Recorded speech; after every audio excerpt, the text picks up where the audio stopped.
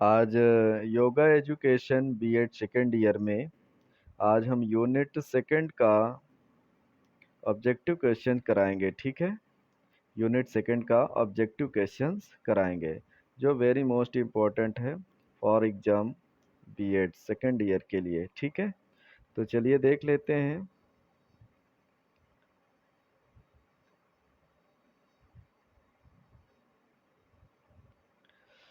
जैसे पहला क्वेश्चन दिया गया, भगवत गीता में यम के कितने अंग बताए गए हैं। यम यम मतलब जानते हैं ना, यम के कितने अंग भगवत गीता में यम का वर्णन किया गया है और इस यम में कितने मतलब कि पार्ट्स बताए गए हैं उनके बारे में हम जानेंगे। ठीक है, तो पहले क्या होते हैं, भगवत गीता में यम के कितने अंग होते हैं। 12 कितने होते हैं, 12 मतलब अंग बताए गए। कितने अंग बताए गए हैं, 12 अंग बताया गया है।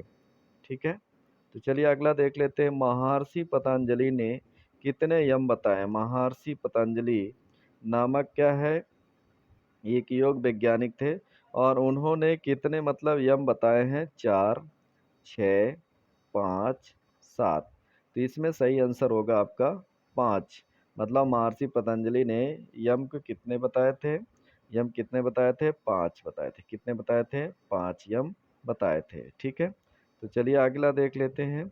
अगला है, अगला जैसे अहिंसा, अहिंसा के प्रकार कौन कौन से होते हैं। अहिंसा के प्रकार कौन कौन से होते हैं। मानसिक या बौद्धिक अहिंसा, शारीरिक अहिंसा, वाचिक अहिंसा, उपयुक्त सभी। उपयुक्त सभी। आपको एक बात याद रखना है, 20 मतलब कह सकते हो 99%, कितना 99% आपका क्या होता है अगर उपयुक्त सभी आंसर आते हैं। क्या होते हैं, उपयुक्त सभी आंसर होता है। तो इसका आंसर क्या होगा, उपयुक्त सभी होगा। किन तत्वों में एक रूपता होनी ही सत्य है। मतलब किन तत्वों में एक रूपता होनी ही सत्य है। मन में, कर्म में, वचन में, उपयुक्त सभी में। तो मतलब आपके मन में भी हो सकता है, कर्म में भी हो सकता है और वचन में भी हो सकता है। इसका मतलब इसका पूरा क्या है, उपयुक्त सही है। क्या है, उपयुक्त सही है। चलिए अगला देख लेते हैं। पशु पक्षियों में किस प्रकार के गुणों को देखा जा सकता है। पशु पक्षियों में किस प्रकार के गुणों को देखा जा सकता है। भय, भूख, निद्रा, उपयुक्त सभी। मतलब पशु पक्षियों में किस प्रकार के गुणों को देखा जा सकता है। भय मतलब उनमें डर होता है और भूख, उनमें भूख भी लगती है और उनमें नींद भी आती है। तो मतलब ये उपयुक्त सभी आंसर सही होंगे। ठीक है, उपयुक्त सभी सही होंगे।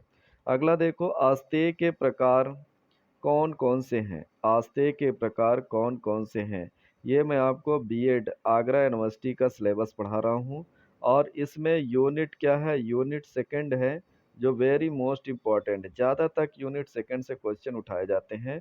ठीक है, तो इसको आप अच्छे से अध्ययन करेंगे। ठीक है, तो चलिए आगे देख लेते हैं। आस्ते के प्रकार कौन कौन से हैं। बौद्धिक आस्ते, वाचिक आस्ते, शारीरिक आस्ते, उपयुक्त सभी। तो इसका सही आंसर क्या होगा, उपयुक्त सभी सही होगा। क्या होगा, उपयुक्त सभी। चलिए नेक्स्ट देख लेते हैं। नियम का अष्टांग योग में कौन सा स्थान है। मतलब कि नियम का अष्टांग योग में कौन सा स्थान है। तो आप बताएंगे दूसरा, तीसरा, चौथा, पांचवा। तो नियम का जो अष्टांग योग है इसमें कौन सा स्थान है, दूसरा स्थान है। कौन सा, दूसरा स्थान है। चलिए नेक्स्ट देख लेते हैं हम। याज्ञवल्क्य के संहिता में कितने नियम के अंग बताए गए हैं। याज्ञवल्क्य में संहिता के कितने अंग बताए गए हैं। 5, 6, 10, 3। तो इसका सही आंसर क्या होगा, इसका सही आंसर होगा 10। याज्ञवल्क्य संहिता में कितने अंग को बताए गए हैं, तो ये है उसका सही आंसर होगा 10। कितने अंग का, 10 अंगों को बताया गया है। मन, कर्म, वचन के आधार पर अपरिग्रह के कितने प्रकार हैं। 3, 4, 5, 7। तो इसका सही आंसर होगा मन, कर्म, वचन के आधार पर अपरिग्रह के कितने भाग होते हैं। तो अपरिग्रह के 3 भाग होते हैं। कितने भाग होते हैं, 3 भाग होते हैं। चलिए अगला देख लेते हैं। अगला दिया है, अपरिग्रह के प्रकार कौन कौन से होते हैं। तो पहला क्या होता है, बौद्धिक अपरिग्रह, वाचिक अपरिग्रह, शारीरिक अपरिग्रह, उपयुक्त सभी। तो इसका सही आंसर क्या होगा? मतलब उपयुक्त सभी। मतलब कि अगर कहा जाए अपरिग्रह, क्या बोलते हैं? अपरिग्रह जो होता है वो तीन होते हैं। कितने होते हैं? तीन। एक होता है बौद्धिक और एक होता है वाचिक। एक बौद्धिक और एक वाचिक है। और तीसरा जो होता है वो शारीरिक होता है। क्या होता है? शारीरिक होता है। बात समझ रहे हैं ना? तो मतलब कि शारीरिक होता है। ठीक है, तो चलिए अगला देख लेते हैं। अगला में, तो अगला जैसे दिया गया है, ठीक है, तो अगले में दिया गया जैसे कि इधर देखो। हाँ, तो चलिए देखते हैं। भक्ति योग में किस बात पर बल दिया गया? जो भक्ति योग है उसमें किस बात पर बल दिया गया है? ईश्वर में श्रद्धा रखना, समर्पण की भावना, आस्था, उपयुक्त सभी। तो मतलब जो भक्ति योग होता है, भक्ति योग में क्या किया गया है? मतलब ईश्वर में श्रद्धा, समर्पण की भावना, आस्था, उपयुक्त सभी।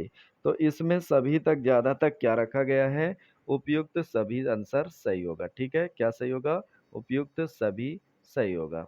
चलिए नेक्स्ट देख लेते हैं।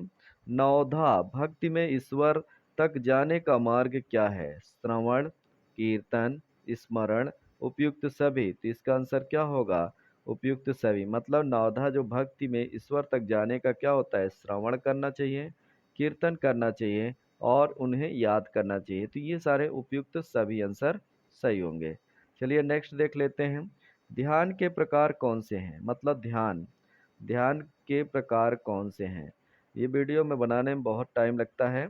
ठीक है, आप लोग इन्हें सब्सक्राइब चैनल कर लीजिए ताकि मैं जो वीडियो बनाऊं आप तक पहुंच सके। ठीक है, तो चलिए आगे देख लेते हैं। नेक्स्ट है, ध्यान के प्रकार कौन से हैं? तो सगुण ध्यान, निर्गुण ध्यान, उपयुक्त दोनों, इनमें से कोई नहीं।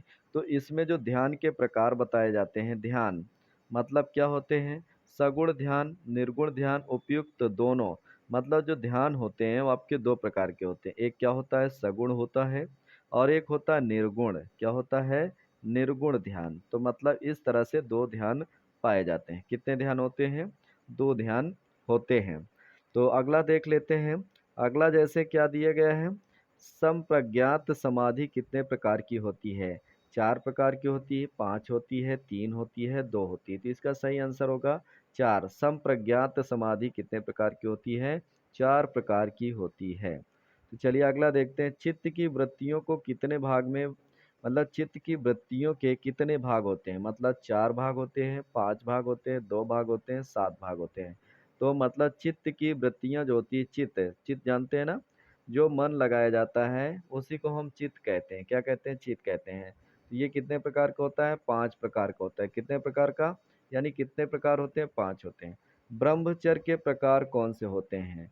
मतलब जो ब्रह्मचर्य होता है, मतलब कि मोह माया ये सारी चीजें त्याग देते हैं और किसी से लेन देन नहीं होता है, और उनमें क्या होता है? मोह माया सारी चीजें त्याग देते हैं।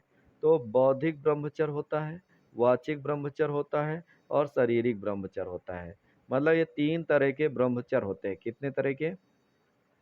तीन प्रकार के ब्रह्मचर्य होते हैं। एक बौद्धिक होता है, एक वाचिक होता है और एक शारीरिक ब्रह्मचर्य होता है। ठीक है, तो इसमें पूरा क्या है? तीनों सही होंगे। तो इसका उपयुक्त सभी सही होंगे। क्या होंगे? उपयुक्त सभी सही हैं।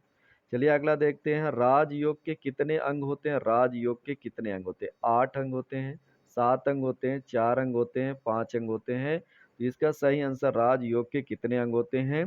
बताइए। आठ अंग होते हैं, सात अंग, चार, पाँच। तो इसका सही आंसर होगा आठ।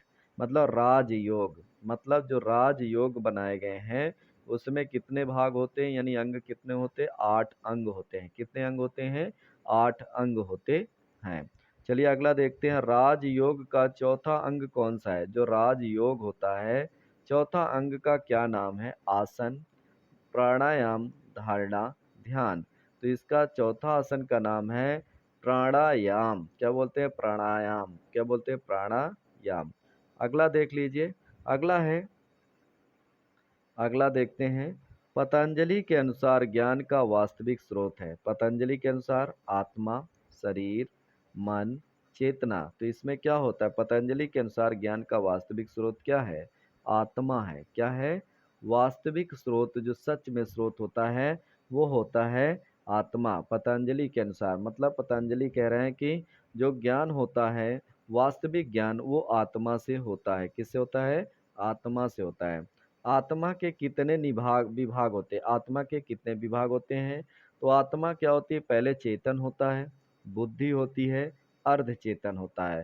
तो मतलब आत्मा के ये विभाग कहलाते हैं। क्या कहलाते हैं? विभाग। चेतना, बुद्धि और अर्ध चेतन, ये सभी तीनों भाग क्या कहलाते हैं? ये आत्मा के विभाग होते हैं। इसका मतलब ये तीनों सही होंगे। क्या होंगे? तीनों आंसर सही होंगे। ठीक है, तो चलिए अगला देख लेते हैं हम। हठ योग के कितने अंग होते हैं? हठ योग के कितने अंग होते हैं? 6, 7, 5, 4। तो इसके सही आंसर क्या होगा? 6। मतलब हठ योग के कितने अंग होते हैं? 6 अंग होते हैं। ठीक है, कितने अंग होते हैं? 6। भक्ति शब्द की उत्पत्ति किस शब्द से हुई है? ये क्वेश्चन 2021 में आया हुआ क्वेश्चन है। ठीक है, भक्ति शब्द की उत्पत्ति किस शब्द से हुई है? भजन से, भज से, भज से, भजन, भजन से। तो इसका हुआ है भज से। मतलब एक संस्कृत शब्द से हुआ है। क्या हुआ है? भक्ति शब्द भज एक संस्कृत शब्द से हुआ है। किससे हुआ है? संस्कृत शब्द से हुआ है। चलिए अगला देख लेते हैं।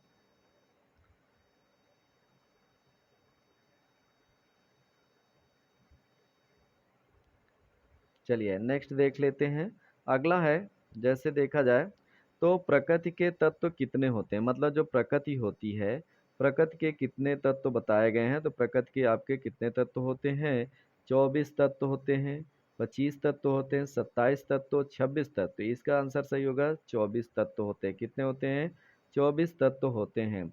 अगला देख लेते हैं, मंत्र योग का जन्म किससे हुआ? मंत्र योग का जन्म किससे हुआ है? तो इसका सही आंसर क्या होगा? मंत्र योग से।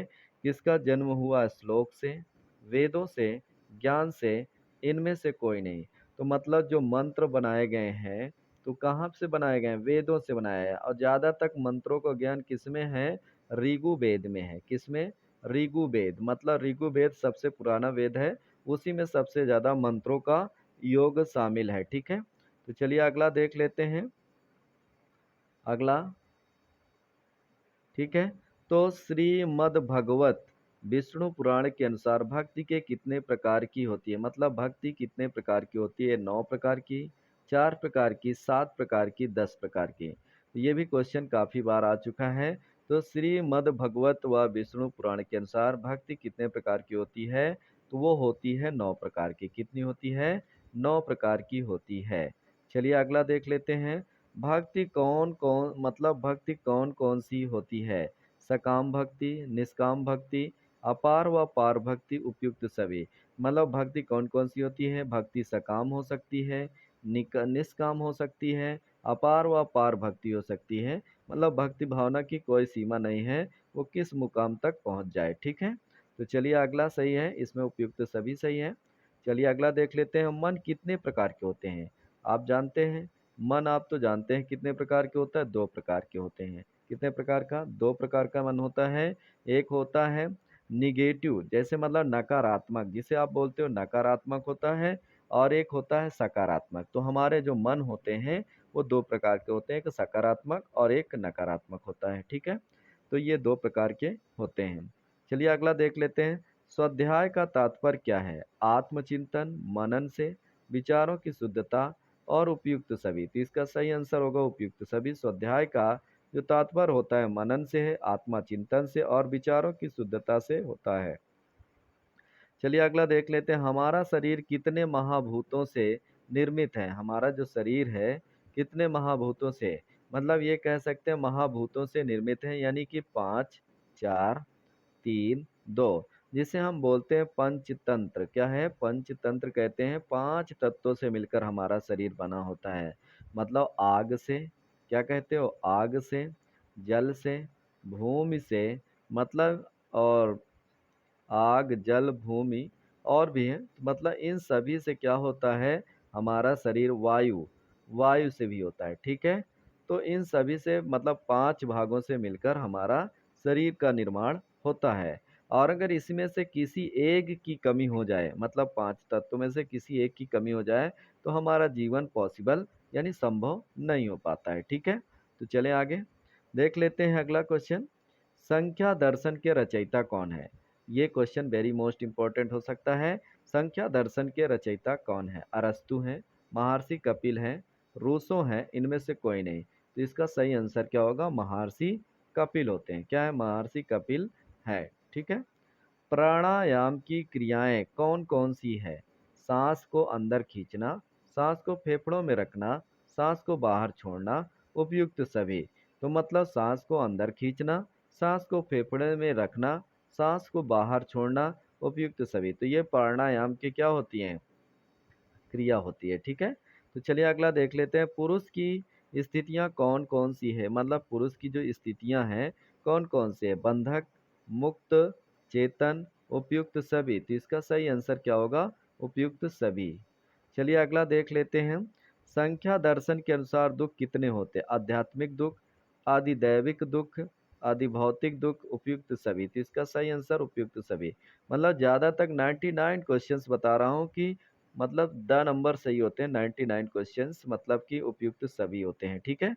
संख्या दर्शन के अनुसार दुख कितने होते हैं? आध्यात्मिक दुख, अधिदैविक दुख, अधिभौतिक दुख, उपयुक्त सभी। ये सही होगा, मतलब सभी आंसर सही है। अगला क्वेश्चन देख लो। सत्व का तात्पर्य है, सत्व का तात्पर्य है प्रकाश से, ज्ञान से, उपयुक्त दोनों से, इनमें से कोई नहीं। तो इसका सही आंसर होगा उपयुक्त दोनों। मतलब सत्व का तात्पर्य किससे होता है? प्रकाश और ज्ञान से होता है। चलिए अगला देख लेते हैं।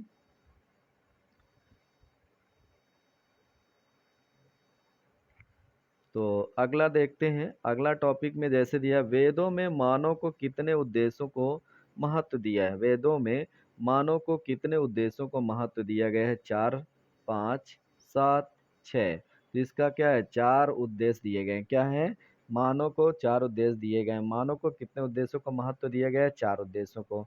अगला देखो, संप्रज्ञात समाधि के कितने भेद हो? संप्रज्ञात समाधि के कितने भेद होते हैं? 7 होते हैं, 4 होते हैं, 5 होते हैं, 6 होते हैं। तो इसका सही आंसर क्या होगा? इसका सही आंसर होगा 4। संप्रज्ञात के कितने भेद होते हैं? 4 होते हैं, ठीक है? चलिए अगला देख लेते हैं। भारतीय दार्शनिक परंपरा के कितने भाग हैं? 2 होते हैं, 4 होते हैं, 3 होते हैं, 5। तो इसका सही आंसर होगा 2। भारतीय दार्शनिक के पारंपरिक भाग कितने होते हैं? 2 होते हैं। कितने होते हैं? 2। चलिए अगला देख लेते हैं। विषय के अनुसार निद्रा के भेद होते हैं। मतलब जो निद्रा के कितने भेद बताए गए हैं विषय के अनुसार? 2, 3, 4, 5। तो निद्रा के 3 भेद होते हैं। कितने होते हैं? 3 भेद होते हैं। चलिए अगला देख लेते हैं। कृष्णामाचार्य योग केंद्र कहाँ पर स्थित है? लखनऊ में, चेन्नई में, मैसूर में, आगरा में। तो इसका सही आंसर होगा चेन्नई में। किस में है? चेन्नई में सही है। चलिए अगला देख लेते हैं। अष्टांग केंद्र कहाँ स्थित है? मैसूर में, हैदराबाद में, बरेली में, लखनऊ में। तो इसका सही आंसर होगा मैसूर सही है। क्या है? मैसूर में होता है। स्वास्थ्य प्राप्ति के लिए शरीर शुद्धि का उल्लेख अष्टांग योग के किन अंग में किया गया है? यम में, नियम में, प्राणायाम, प्रत्याहार। तो इसका सही आंसर क्या होगा? नियम में। तो इसका स्वास्थ्य प्राप्ति के लिए शरीर शुद्धि का उल्लेख अष्टांग योग के क्या होता है? बताया गया है, मतलब इसमें दिखाया गया है, ठीक है? तो ये स्वास्थ्य प्राप्ति के लिए शरीर शुद्धि का उल्लेख अष्टांग योग के किन अंगों में किया गया है? तो इसका सही आंसर होगा नियम में, ठीक है? चलिए अगला देख लेते हैं। ब्रह्मचर्य का उल्लेख अष्टांग योग के किस अंग में किया गया है? मतलब अष्टांग योग के किस अंग में किया गया है? यम में, नियम में, धारणा में, ध्यान में। तो इसका सही होगा ब्रह्मचर्य का उल्लेख अष्टांग योग का, जो वेरी मोस्ट इंपॉर्टेंट कई बार क्वेश्चन आया हुआ, तो यम में होता है। किस में होता है? यम में होता है। ब्रह्मचर्य पालन से शरीर में किन तत्वों की कभी कमी नहीं होती है? फास्फोरस एवं मैग्नीशियम, आयोडीन, नाइट्रोजन, उपयुक्त सभी। मतलब जब ब्रह्मचर्य पालन करते हैं तो उसमें किसी भी तत्व की कमी नहीं हो पाती है, ठीक है? तो चलें आगे। आस्तिक दार्शनिक वेद के भागों की संख्या है 6, 7, 5, 4। तो इसका सही आंसर क्या होगा? 6। मतलब आस्तिक दार्शनिक क्या होता है, दार्शनिक वेद के भागों की संख्या 6 होती है। चलिए नेक्स्ट देख लेते हैं। नास्तिक दार्शनिक वेद के भागों की संख्या, नास्तिक दार्शनिक वेदों की संख्या कितनी होती है? 7, 3, 5, 4। तो इसमें कितनी होती है? नास्तिक दार्शनिक वेद की 3 संख्या होती है। कितनी होती है? 3 संख्या होती है। योग दर्शन के आचार मीमांसा कितने अंग हैं? 7, 8, 5, 4। तो इसका सही आंसर क्या होगा? इसका सही आंसर होगा 8। कितने होते हैं? 8 होते हैं। क्या योग दर्शन के आचार मीमांसा में कितने अंग होते हैं? 8 अंग होते हैं। चलिए नेक्स्ट देख लेते हैं।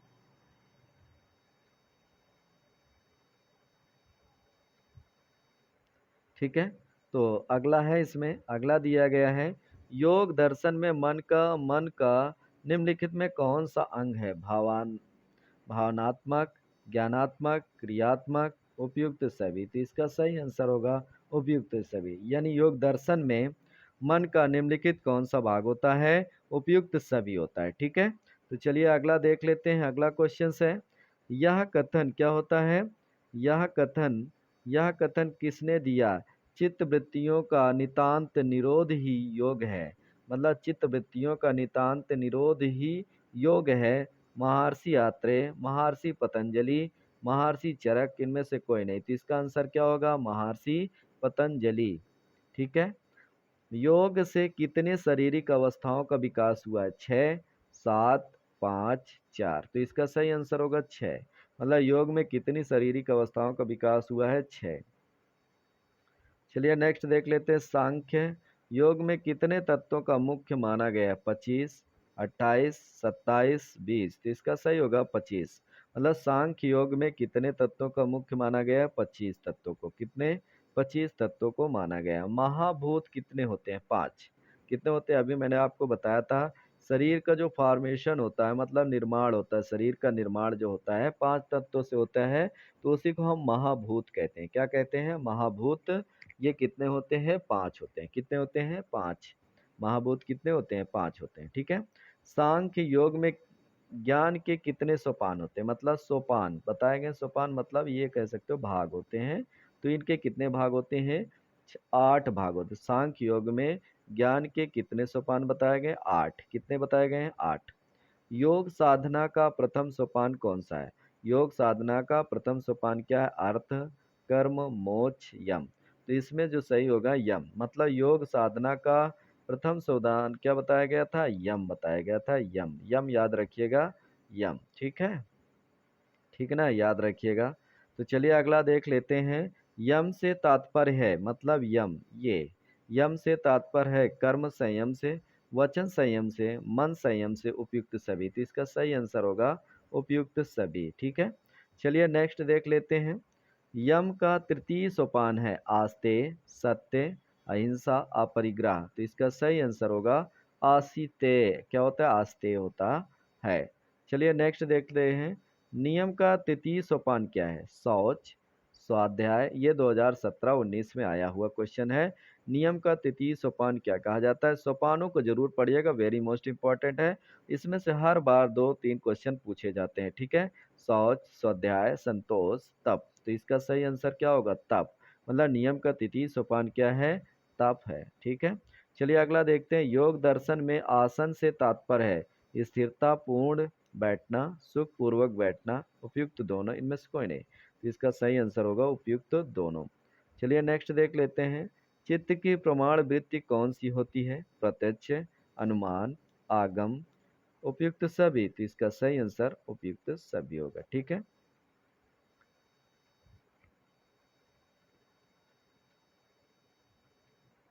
चलिए नेक्स्ट देख लेते हैं। अगला दिया गया है, सत्वगुण किस तरह के होते हैं? सत्वगुण किस तरह के होते हैं? प्रकाशात्मक हो सकते हैं, ज्ञानात्मक हो सकते हैं, उपयुक्त दोनों। मतलब इसका सही आंसर उपयुक्त दोनों होंगे। ठीक है, चलिए नेक्स्ट देख लेते हैं। सत्वगुण निम्न में से किसका प्रतीक है? असमानता का, अंधकार का, ज्ञान का, क्रियाशीलता का। तो इसका सही आंसर ज्ञान का। मतलब सत्व गुण किससे होता है? ज्ञान का होता है। जिसको ज्ञान होता है वही सत्य बोलता है। ठीक है, जिसको ज्ञान नहीं है उसको सत्य बोलना नहीं आता है। ठीक है, तो चलिए आगे देख लेते हैं। सभी प्रकार की दुखात्मक अनुभूतियां एवं मानसिक विचलनता में से कौन से गुण के कारण उत्पन्न होती है? रजोगुण, सत्वगुण, तमोगुण, उपयुक्त सभी। तो इसका सही आंसर क्या होगा? उपयुक्त क्या होगा? रजोगुण। क्या होगा? रजोगुण सही होगा। चलिए नेक्स्ट देख लेते हैं। निम्न में से कौन सा सतगुणी व्यक्ति के लक्षण है? धार्मिक, ध्यानी, कृति, धीर, स्थिर, गंभीर, दयालु, परोपकारी, सदाचारी, पवित्रता से युक्त, साहसी एवं कुशल, उपयुक्त सभी। इसका सही आंसर होगा उपयुक्त सभी सही होगा। ठीक है। निम्न में से कौन से रजोगुणी व्यक्ति के लक्षण हैं? चंचलता, इंद्रिय सुख परायण, प्रभुत्व स्थापित करने की इच्छा, शक्ति गर्जन, आक्रामकता, उपयुक्त सभी। तो इसका सही आंसर क्या होगा? उपयुक्त सभी सही होगा। ठीक है। निम्न में से कौन से लक्षण तमोगुण व्यक्ति के नहीं है? अनुत्तरदायित्व, विवेकहीनता, पैशाचिकता, आलस्य। तो इसका सही निष्क्रियता, निर्दयी, सहानुभूति एवं भ्रष्टाचारी। तो उपयुक्त सही सही होंगे। ठीक है। चलिए नेक्स्ट देख लेते हैं। यम, नियम, आसन, प्राणायाम, प्रत्याहार, धारणा, ध्यान, समाधि किस साधक के तत्व आवश्यक हैं? हठ योग, कर्म योग, आध्यात्मिक योग, राजयोगी तत्व। इसका तो सही आंसर क्या होगा? राजयोगी तत्व सही होगा। ठीक है। चलिए नेक्स्ट देख लेते हैं। मानव जीवन की चार अवस्थाएं कौन सी है? ब्रह्मचर्य, ब्रह्मचार्याश्रम, गृहस्थाश्रम, वानप्रस्थ, संन्यास, उपयुक्त सभी। तो इसका सही आंसर उपयुक्त सभी होगा। मुंडक मुंडकोपनिषद कहाँ कहा गया है कि गुरु शिष्य परंपरा के रूप में देवताओं में प्रथम ब्रह्म पुरुष ने योग के परम ज्ञान को अपने बेटे को सिखाया? अर्थो, शाम, अग्रिश, भारद्वाज। तो इसका सही आंसर होगा आर्थो। क्या सिखाया गया था? आर्थो बताया गया था। चलिए नेक्स्ट देख लेते हैं। चलिए नेक्स्ट है। तो इसका क्या है? घेरंड संहिता में क्या है? शरणक्रम, आसन, मुद्रा, प्राणायाम, प्रत्याहार, ध्यान, समाधि के विवरण में इसके लेखक हैं याज्ञवल्क्य, योगी तृतीय, महर्षि पतंजलि, घेरंड ऋषि। तो इसका सही होगा घेरंड ऋषि होगा। महर्षि पतंजलि का कौन सा दर्शन प्रसिद्ध है? पतंजलि योग दर्शन, हठ योग, कर्म योग, इनमें से कोई नहीं। तो इसका क्या होगा? पतंजलि योग दर्शन। महर्षि पतंजलि का कौन सा दर्शन सही है? इसका पतंजलि योग दर्शन। क्या होगा? पतंजलि योग दर्शन सही होगा। चार वेदों में से किस वेद में संगीत के बारे में कहा गया है? ऋग्वेद, सामवेद, यजुर्वेद, अथर्ववेद। इसका सही आंसर होगा सामवेद। मतलब चार वेदों में किस वेद में संगीत के बारे में, मतलब गाने के बारे में या संगीत कह सकते हो, संगीत के बारे में सामवेद में वर्णन किया गया है। वेदांग कितने प्रकार के होते हैं? चार, पाँच, 6, 3। तो वेदांग कितने बताए गए हैं? 6 प्रकार के होते हैं। वेदांग कितने होते हैं? 6 प्रकार के होते हैं। अथर्ववेद में सम्मिलित विषयों से इनमें से कौन सा नहीं है? संगीत, नृत्य, गायन, सैनिक शिक्षा। तो इसका सही आंसर क्या होगा? सैनिक शिक्षा। चलिए नेक्स्ट देख लेते हैं।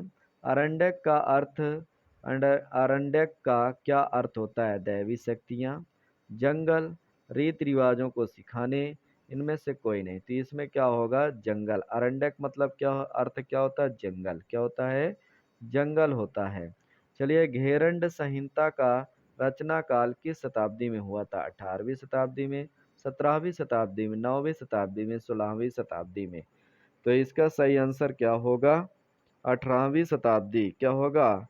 या फिर 17वीं। तो ये 17वीं शताब्दी में हुआ था। क्या हुआ था? 17वीं शताब्दी में हुआ था। ठीक है। चलिए नेक्स्ट देख लेते हैं। सांख्य दर्शन के प्रणेता कौन से मुनि हैं? कपिल मुनि, गोरखनाथ, पाणिनि, श्रीनिवास। तो इसका सही होगा कपिल मुनि। सांख्य दर्शन के प्रणेता कौन है? कपिल मुनि है। कौन है? कपिल मुनि कहा जाता है। मंत्रो हटो लयो रजयोन्ता भूमिका क्रमात्। तो इसमें किसका एक चतुर्थ महागुणित से अर्थ है? इसका कौन सा आंसर सही होगा? इसमें सही है आ सही है और बा गलत है। क्या है? आ सही है और बा गलत है। द नंबर सही होगा।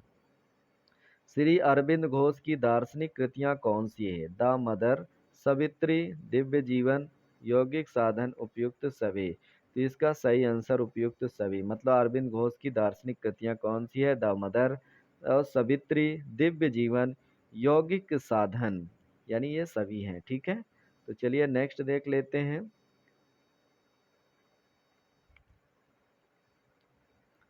अगला है, अरविंद घोष का जन्म कब हुआ था? 15 अगस्त 1872 में, 15 अगस्त 1973 में, 14 अगस्त 1972 में। तो इसका सही आंसर होगा 15 अगस्त 1872 में हुआ था। कब हुआ था? 15 अगस्त 1872 में। पद्मासन को करते समय क्या सावधानी बरतनी चाहिए या किन लोगों को नहीं करना चाहिए? तो इसका साइटिका, काक्सीडीनिया, मेरुदंड, उपयुक्त सभी। तो इसका सही होगा उपयुक्त सभी सही होगा। ठीक है, चलिए नेक्स्ट देख लेते हैं। कपालभाति की क्रिया सामान्यतः करनी चाहिए 15 से 20 बार, 10 से 15 बार, 30 से 40 बार, इच्छानुसार। तो इसका सही होगा 15 से 20 बार। कपालभाति क्रिया कितनी करनी चाहिए? 15 से 20 बार करनी चाहिए। आत्मा है परिवर्तनशील, अपरिवर्तनशील, उदासीन, अचेतन। तो ये क्या होती है? आत्मा जो होती है अपरिवर्तनशील होती है। ठीक है, पुरुषों को कहा जाता है आत्मा, परमात्मा, कारण, प्रकृति। तो इसका क्या होगा? कारण। तो पुरुषों को क्या कहा जाता है? कारण कहा जाता है। क्या कहा जाता है? पुरुष क्या होता है? कारण होता है। ठीक है, तो चलिए अगला देख लेते हैं। कौन सा दर्शन योग दर्शन के अत्यधिक समीप है? आजीवन दर्शन, सांख्य दर्शन, मीमांसा दर्शन, चवार्क दर्शन। तो इसका सही दर्शन होगा सांख्य दर्शन। चलिए नेक्स्ट देख लेते हैं। अगला है, अहंकार के प्रमुख प्रकार होते हैं 3, 4, 5, 7। तो इसका सही आंसर होगा क्या होगा? 3। क्या होते हैं? 3। अहंकार के प्रमुख प्रकार कितने होते हैं? 3 होते हैं। निम्नलिखित में से कौन से तथ्य मन की वृत्तियों से संबंधित है? प्रमाण, क्या विपर्याय, कल्पना, उपयुक्त सभी। तो इसका सही आंसर होगा उपयुक्त सभी। चलिए नेक्स्ट देख लेते हैं। योग चित्त वृत्ति निरोध की यह परिभाषा है योग सूत्र, शिवानंद सरस्वती, राधा कृष्ण, महात्मा गांधी। तो इसका सही आंसर होगा योग सूत्र। अगला देख लेते हैं। योग संबंध में मिथ्या धारणा है शरीर में दर्द रहना, धमनियों को चढ़ जाना, योग सन्यासियों के लिए उपयुक्त सभी। तो इसका सही आंसर होगा योग उपयुक्त सभी। अष्टांग योग के प्रतिपादक थे पतंजलि, रजनीश, महेश योगी, जे कृष्णमूर्ति। तो अष्टांग के जो प्रतिपादक हैं वो कौन है? पतंजलि है। ठीक है, अष्टांग योग का अंतिम सोपान है यम, नियम, आसन, समाधि। तो इसका सही आंसर क्या होगा? अष्टांग योग का अंतिम सोपान होता है समाधि। क्या होता है? समाधि। चलिए नेक्स्ट देख लेते हैं। अगला है, इसका अगला आंसर देखो।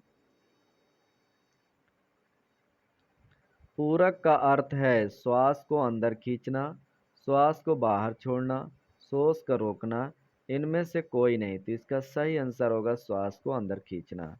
अगला देख लो। स्पाइंडल मतलब स्पाइंडलाइसिस क्या बोलते हैं? स्पाइंडलाइसिस किस हड्डी से संबंधित बीमारी है? कमर की हड्डी, पैर की हड्डी, रीढ़ की हड्डी, इनमें से कोई नहीं। तो ये होता है स्पाइंडलाइसिस जो होती है रीढ़ की हड्डी से संबंधित रोग होता है। अगला, यह किसने कहा था कि योग धर्म, आस्था और अंधविश्वास से परे है? योग एक सीधा विज्ञान है, प्रायोगिक विज्ञान है, योग जीवन जीने की कला है, योग एक पूर्ण चिकित्सा पद्धति है, एक पूर्ण मार्ग है, वास्तव में धर्म लोगों को खूंटे से बांधता है, एक योग सभी तरह के खूंटी से मुक्ति का मार्ग बताता है। तो इस किसने कहा? आइंस्टीन, ओशो, बा दोनों। तो इसका सही आंसर क्या होगा? ओशो ने कहा था। किसने कहा था? ओशो ने कहा था। महर्षि पतंजलि ने प्राणायाम के कितने भेद बताए हैं? ब्रह्मरेचति, अभ्यंतर वृत्ति पूरक, स्तंभ वृत्ति कुंभक, ब्रह्मांतर, उपयुक्त सभी। इसका सही होगा उपयुक्त सभी सही होगा। चलिए अगला देखते हैं। बुद्धि का स्वरूप होता है द्विगुणात्मक, त्रिगुणात्मक, अनंत गुणात्मक, इनमें से कोई नहीं। तो इसका सही आंसर होगा बुद्धि का स्वरूप होता है त्रिगुणात्मक। ठीक है, चलिए अगला देखते हैं, बुध के प्रमुख कार्य होते हैं 2, 3, 4, 5। तो इसका सही होगा, बुध के प्रमुख कार्य 2 होते हैं। कितने होते हैं? 2 होते हैं। तो thank you class for watching. ये वीडियो आपके लिए है, बहुत ही इम्पोर्टेंट वीडियो है। आप इसे देखिए और अपने बीएड सेकेंड ईयर को क्रैक करिए। ठीक है, थैंक यू क्लास।